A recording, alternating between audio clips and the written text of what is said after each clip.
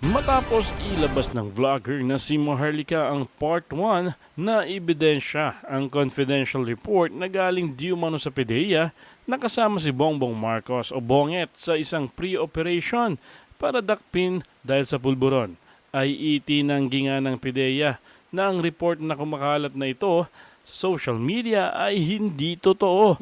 Hati ang opinyon ng mga netizens patungkol dito at napuno ng mga katanungan. March 2012 pa ito at panahon pa ni Pangulong Pinoy, pero bakit ngayon lamang inilabas? Gaano ba karami daw ang Bongbong Marcos sa Pilipinas? Bakit hindi Ferdinand Marcos Jr. ang nakasulat kung talagang legit na intel ng PDEA ito?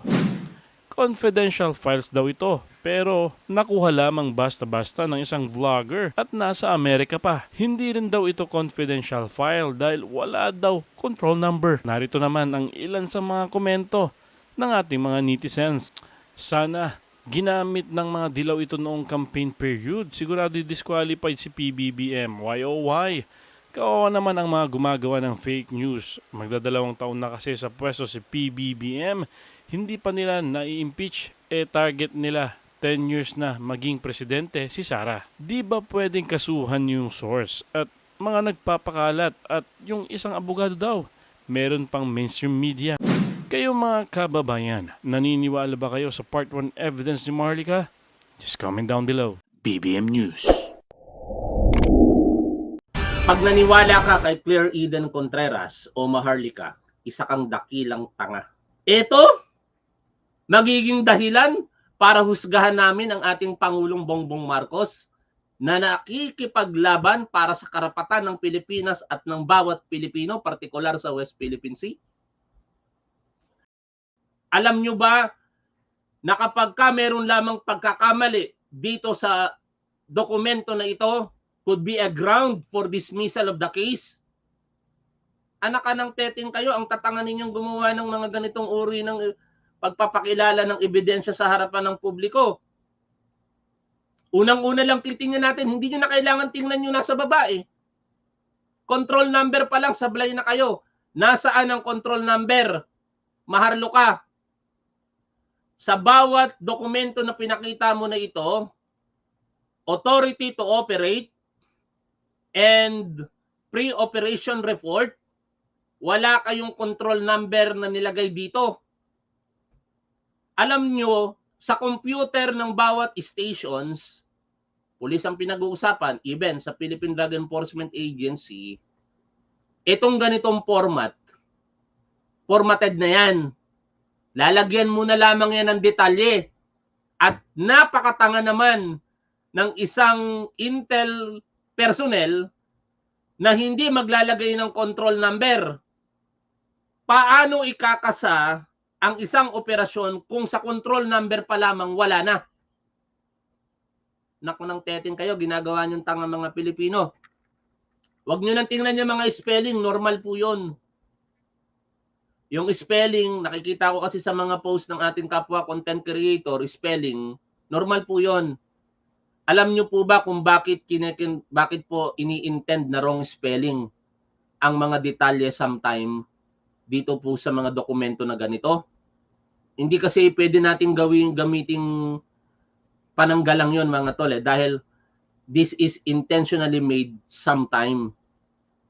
Ang purpose nun kung bakit kami noon ini-intend namin na mali ang spelling sometimes, lalong-lalo na sa mga affidavit, para i-prove na talagang kami yung gumawa ng dokumento na yon.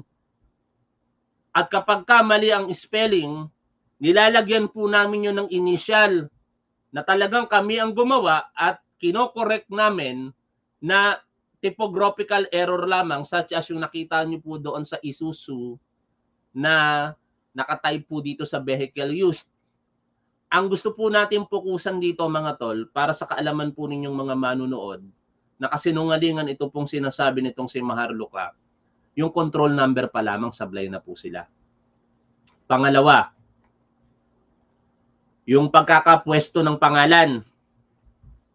Bakit nyo tatakpan o bakit tatakpan nung nagbigay ang space na ito? Nakikita nyo sa screen? Kapag kami gumagawa ng mga dokumentong ganito, napakahalaga ng spacing. Hindi pwedeng mag-leave ka ng space sa dokumento na yan. Kasi magkakaroon yan ng room for alteration. Nag-iisip ba kayo ng tama? Mga anak ng teteng kayo? O dito, name of the target, no alias. Tapos ang haba ng space, kinoberan nyo. Ano yon? Bakit nyo kinoberan ito? Ano ang purpose? Kasi nandyan yung tunay na pangalan ng tao. Assuming na kunyari totoo ito. Pero unang-una, sasabihin ko sa inyo mga tol, hindi totoo ito. Walang control number. Yun na kagad ang basihan natin. Pangatlo,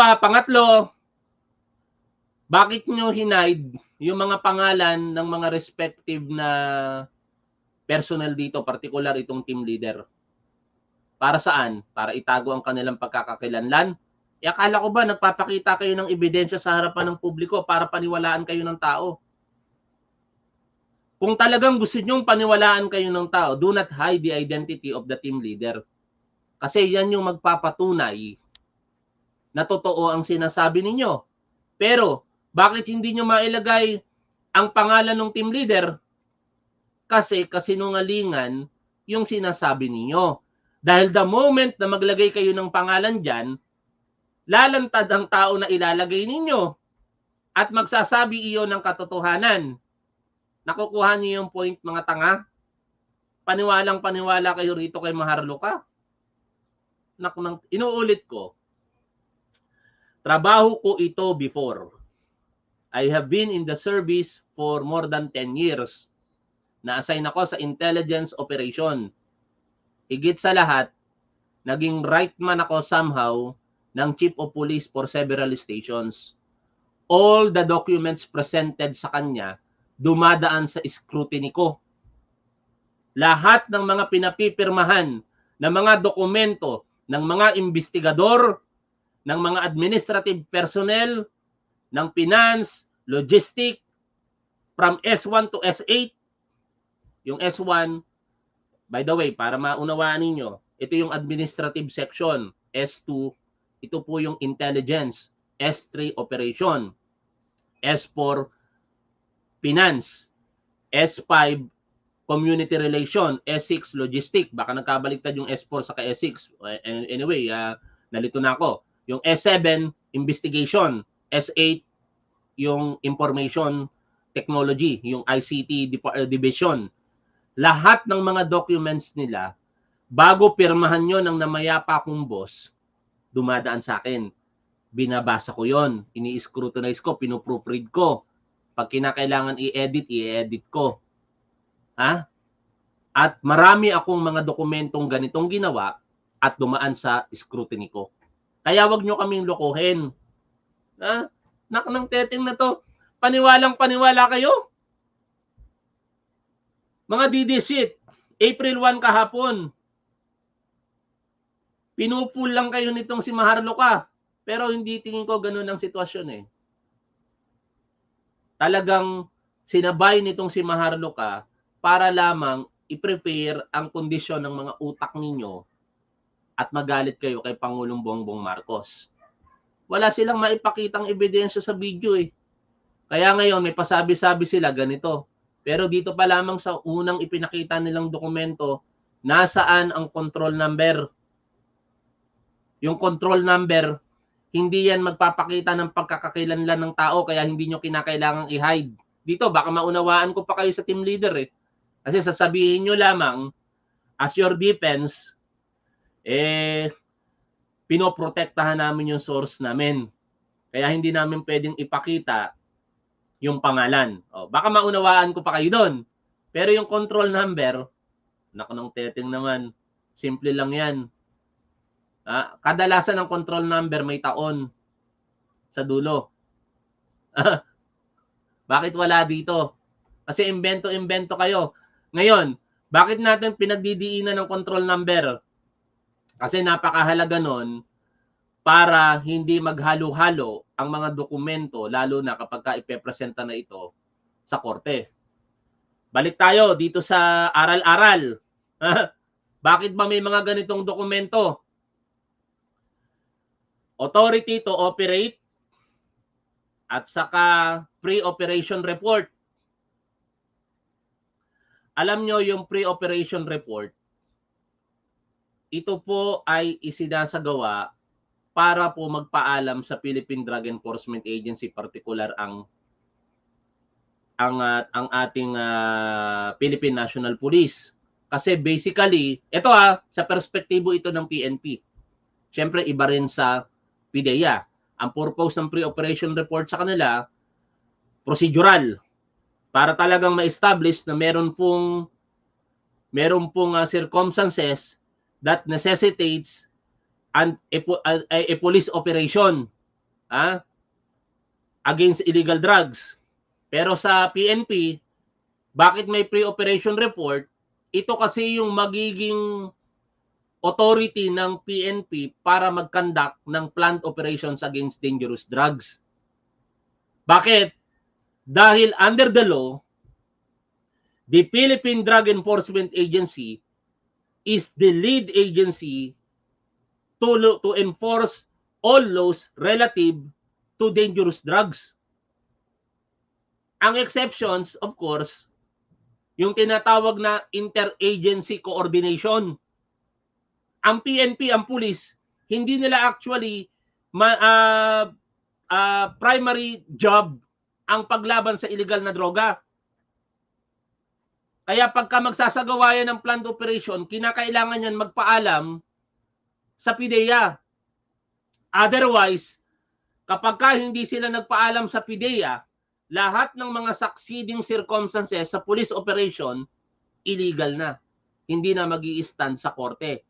Procedurally, incorrect. Kaya pagka may nahuli, hindi mag-i-stand yon for conviction ng tao. Kaya napaka-mitikuloso ng mga pulis dito. Wag niyong gawing tanga ang mga manunood at mga mambabasa ninyo. Mga anak ng teting kayo. Maharlo ka. Sinasabi mo dito, kasado na? Kasado na ang operasyon laban sa ating kasalukuyang Pangulo nung panahon na yon? Anak ng teting ka. Paano makakasa? Wala ngang control number. Hindi pwedeng mauna ang pagkasa bago control number. Laging mauuna ito. Ay, nako. Wag nyo nang tingnan mga tol. Inuulit ko, wag nyo tingnan yung mga spelling wrong spelling. Hindi natin pwedeng i-argue. Pasensya na kayo sa mga kapwa ko content creator na nagtatanggol kaya Pangulong Bongbong Marcos. Merong primary reason kung bakit ang mga wrong spelling na yan nangyayari. It is either intentional or unintentional lang gumagawa ng dokumento. Kapag ka-intentional, the primary purpose is para ipagdiinan na in the event na mag-testify ka sa korte, ikaw talaga yung gumawa nun. Sasabihin mo sa prosecutor, sasabihin sa iyo ng prosecutor, bakit mali ang spelling nito? Ikaw ba, police officer, ang nag-type nito? At ang pagkakamali ba ng spelling na ito ay sinadya mo? Bakit? Pagbibigyan ka ng prosecutor para ipaliwanag yung kasagutan mo. Kaya po mali ang spelling diyan, sinadya ko po talaga yan para patunayan na ako po ang gumawa ng dokumento. In fact, nakalagay po diyan ang aking initial. Ganun po yan, something like that. Depende sa estratehiya ng isang investigador. Kasi maraming mga magagaling na investigador na maraming kaparaanan para kapag sila po ay nag-stand as witness sa trial, talagang ma-prove nila na magaling po sila. Hindi ko sinasabing magaling ako. Pero ako, kapag tumayo ako as witness sa korte, hindi nyo ako maririnig na nagtatagalog. Pagka ako'y kinuros-examine ng defense counsel, nakikipag-argumento ako kahit yes or no lang ang kailangan kong isagot. Ang purpose nun, para madinig ng judge yung intention ko. Saka lang ako titigil sa pagpapaliwanag kapag ka nag-o-object na yung defense at sinasabi na dapat sumagot na lang ako ng yes or no at inutusan na ako ng judge. Nakanang teting kayo, wag niyong gawin kasing tanga ang mga manunood at mambabasa ninyo, maharlo ka. Ang hindi katanggap-tanggap dito sa lahat mga tol, sinawsawan ito ng mainstream media. Daily Tribune is a mainstream media. Bakit kayo sasawsaw dito sa issue na ito? Saan ko ba nabasa yun? Kay Sir Benji Contreras yata yun na. Puntahan nga natin. Biruin nyo, sinir nyo, mainstream media. Anong uri kayo ng mainstream media? Ito oh. Mainstream media kayo, mag-share kayo ng ganitong balita. Ganitong, hindi balita to, ganitong kasinungalingan. Tapos ibabalandra nyo pa yung pagmumukha dito nitong si Maharlika. Ano ba nilalayo nyo? Daily Tribune. Magpakalat ng kasinungalingan. Tapos puntahan natin ito si, ano ba to? Yung nananampal ng babae. Si Glenn Chong. Abogado ka, Glenn Chong. Tapos sasawsawan mong ganito. Nasaan na yung pagiging abogado mo rito? O isa kang abogado. Magpapaniwala ka kagad sa ganito. Sa bagay, kayong ang dalawa ang nagpapakalat ng kasinungalingan eh. May pa-resign ka pa. Alam mo, Glenn Chong, sa iyong isipan na ang mga dokumento na ito ay hindi mag-i-stand sa korte. Pero ang ginagawa ninyo, ipakalat sa publiko kasi hoping kayo na mauto ninyo ang mga tao. Hindi nyo mauuto ang mga tao. Ang mauuto nyo lang, mga kapwa nyo didisit. BBM News.